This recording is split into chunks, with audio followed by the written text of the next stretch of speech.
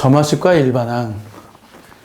이렇게 이웃하는 항 사이의 관계식을 가리켜서 점화식이라고 하고, 이 이웃하는 항 사이의 관계식과 첫째 항 혹은 둘째 항에 관련된 정보를 주고, 이렇게 이웃하는 항 사이의 관계식과 첫째 항 혹은 둘째 항 혹은 셋째 항까지의 정보를 주고 이렇게 수열을 정의하는 방법을 수열의 귀납적 정의라고 그래요. 그리고 이제 이 수열의 귀납적 정의로부터 일반항을 구하는 문제가 이제 점화식으로부터 일반항을 구하는 문제인데, 첫째 항이 얼마이든지 관계없이 점화식이 제시되면 일반항을 구하는 방법은 똑같습니다. 그러니까 수열의 귀납적 정의에서 일반항을 구하는 문제는 결국은 점화식의 형태를 보고, 아, 이런 형태의 점화식은 내가 어떻게 대처해야지, 이런 형태의 점화식은 내가 어떻게 대처해야지, 그걸 알아내는 게 중요한 문제이고요. 그리고 이렇게 점화식으로부터 일반항을 구하는 것을 점화식을 푼다라고 해요. 예를 들어서 그러니까 우리 학생들 입장에서는 뭐 연립 1차 방정식을 푼다, 2차 방정식을 푼다 했을 때 그냥 아무거나 다 풀 수 있잖아요. 현실은 그렇지 않지만 아무거나 다 풀 수 있다고 생각을 해요. 근데 점화식 문제는 아무거나 다 풀 수 없어요. 풀리는 몇 가지 형태만 있어요. 그래서 일반적인 고등학교에서는 요 5가지 형태의 점화식 문제만 나오고, 요즘 트렌드는 일반항을 구하라는 문제가 잘 나오진 않아요. 그냥 뭐 5번째 항을 구하라 그런 식으로 나오기 때문에 점화식에다가 1, 2, 3, 4 이렇게 대입해가지고 5번째 항을 구하면 되긴 하지만, 저는 그냥 일반항을 구하는 것 자체를 알려줄게요. 일반항을 구하는 걸 알아야 나중에 수열의 극한 들어가서 일반항을 구해서 문제를 풀 수 있기 때문에 교과 과정이 참 마음에 안 들어요. 일반항을 구하는 걸 수열 단원에서 일반항 구하는 걸 가르쳐 주진 않고 수열의 극한 단원에서 일반항을 구하라고 그래.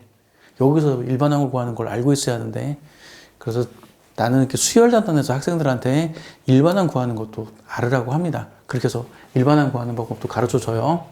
점화식은 이렇게 5가지 형태가 있는데, 이번 동영상은 기본 점화식에 대해서 설명을 할 거예요. 기본 점화식은 뭐냐면 그냥 이런 거예요. 등차 수열, 등비 수열, 조화 수열에 대한 점화식이 기본 점화식입니다. 이 점화식은 딱 보자마자, 아, 이게 앞항에다가 D를 더하면 D탕 나오네. 아, 공차가 D인 등차 수열이구나. 이렇게 받아들이면 돼요. 야는 뭐냐면, 예를 들어서 이런 등차 수열을 생각해보면, 이 차랑 똑같잖아요. 그렇죠? 그래서 이 an 플러스 2에서 an 플러스 2를 뺀 값이나 an 플러스 1하고 an을 뺀 값이나 똑같네.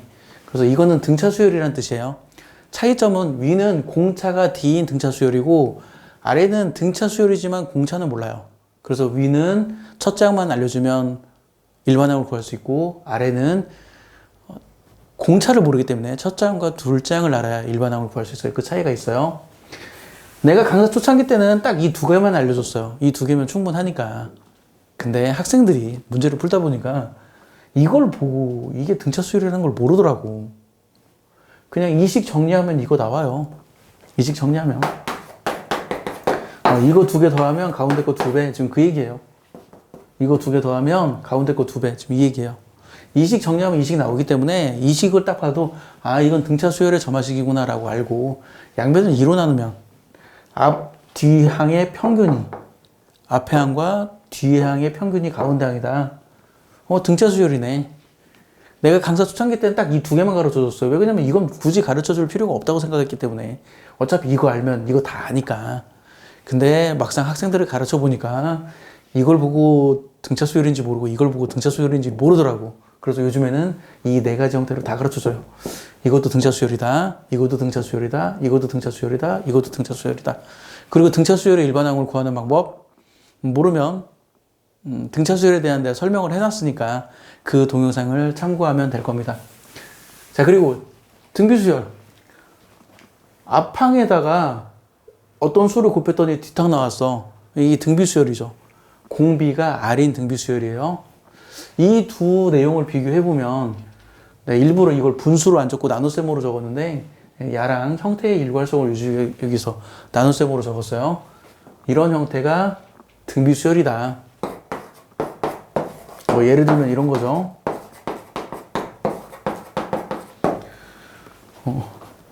an 플러스 2에서 an 플러스 1을 나눠.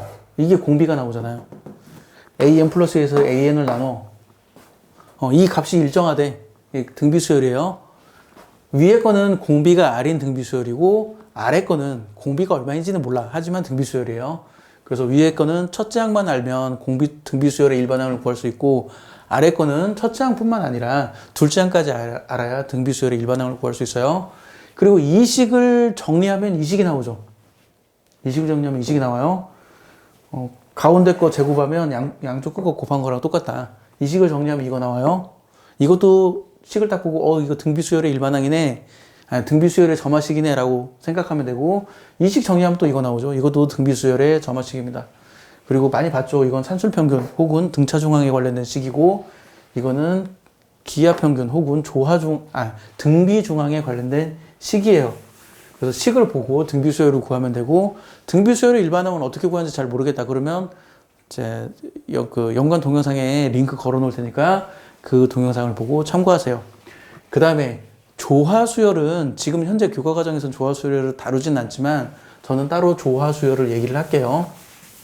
조화수열의 정의는 뭐냐면 정확한 정의가 아니고 대충의 정의예요. 역수가 등차수열을 이루면 조화수열이에요. 조화수열의 정의는 역수가 등차수열을 이루면 조화수열입니다. 그러니까 이렇게 역수가 등차수열을 이루면 조화수열이에요. 이 식을 딱 보고 조화수열이네 라고 생각하면 돼요. 역수가 이 두 식을 비교해 보면서 생각해 보세요. 역수가 등차수열을 이루면 조화수열입니다. 그래서 이 식을 봤을 때 이 점화식을 보고 이거랑 관련지어서 생각해 보면 역수가 등차수열을 이루는구나. 그래서 이 식을 보고 조화수열이라고 생각하면 되고 이 식도 마찬가지죠. 이 식도 마찬가지죠.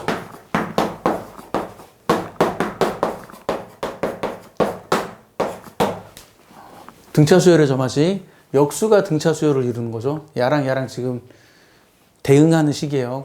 같은 식. 그러면 요것도 계산을 해보면 요런 걸 나와요.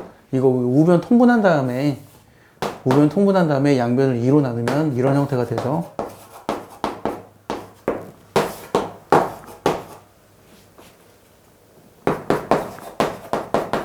이런 식으로 되죠. 산술평균, 조화평균 이런 관계가 됩니다. 그래서 조화수열에 관련된 점화식 이렇게 생겼으면 그 역수의 공차가 D인 조화수열이구나를 알고 이건 그러니까 첫 장만 알면 일반항을 구할 수 있어요. 야는 역수의 공차를 모르기 때문에 첫 장과 둘째 장을 알아야 일반항을 구할 수 있어요. 이 밑에 있는 것도 다 마찬가지죠. 그래서 이번 첫 번째 동영상은 기본 점화식에 대해서만 설명을 했어요. 나머지 동영상에서 이 뒤에 있는 것들을 얘기해 줄 거고 이러한 등차수열과 등비수열에 대한 정확한 일반항을 구하는 방법이 헷갈린 사람은 동영상을 링크 걸어 놓을 테니까 그 동영상을 참고하면 되고 그리고 요 두 번째하고 세 번째에 관련된 동영상은 여기 동영상을 공개했으면 여기에 나올 겁니다. 공개 안 했으면 안 나오겠지만 여기에 나올 겁니다. 그래서 여기 동영상을 보면 그 다음 동영상을 볼 수 있어요. 마칠게요.